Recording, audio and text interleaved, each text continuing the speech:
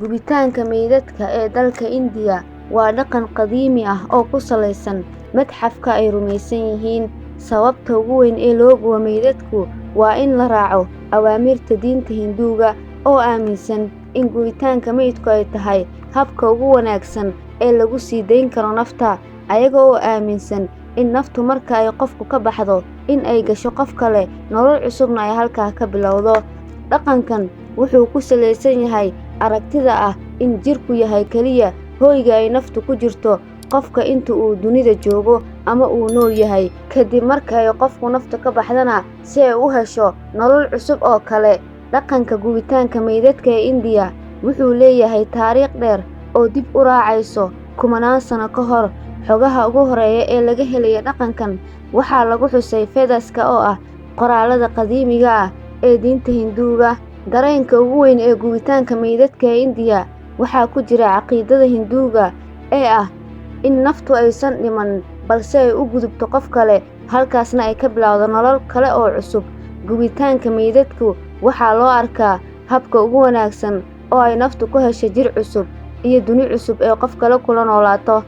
Dadka guba meydadka ee India waxay inta badan yihiin Hindu oo ah diinta ugu weyn ee dalkaasi. Diinta Hinduuga waa mid ka mid ah diimaha ugu da'da weyn caalamka. Hinduuska ayaa aaminsan in noloshu tahay mid wareegto, loona yaqaano samsara, oo ah qofku naftiisu ay mar walba u wareegto nolol cusub kadib geeridiisa.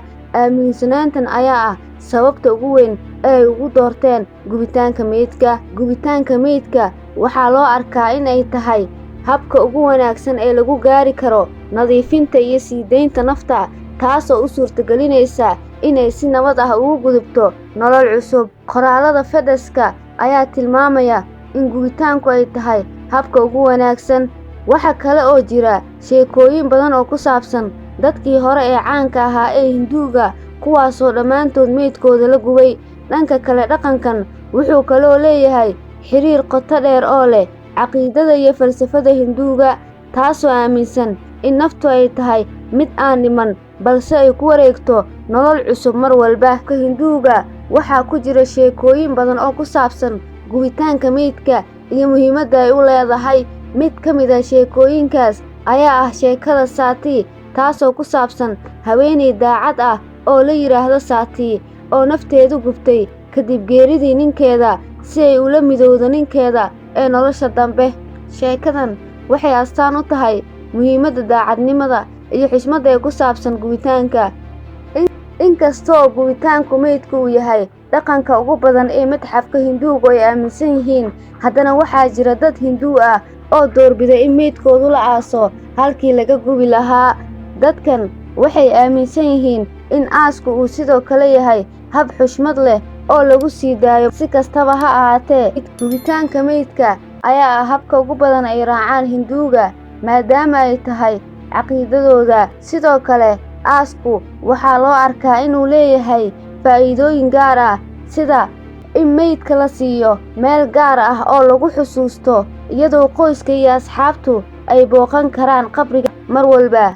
Dhaqanka gubitaanka meydka ee India ayaa leh saameyn qoto dheer oo ku saabsan bulshada casriga ah ee Hinduuga. Iyadoo India ay tahay dal horumar ku jira, dhaqamada qadiimiga ah sida gubitaanka meydka ayaa weli ah kuwa si weyn loo tixgeliyo loona xushmeeyo.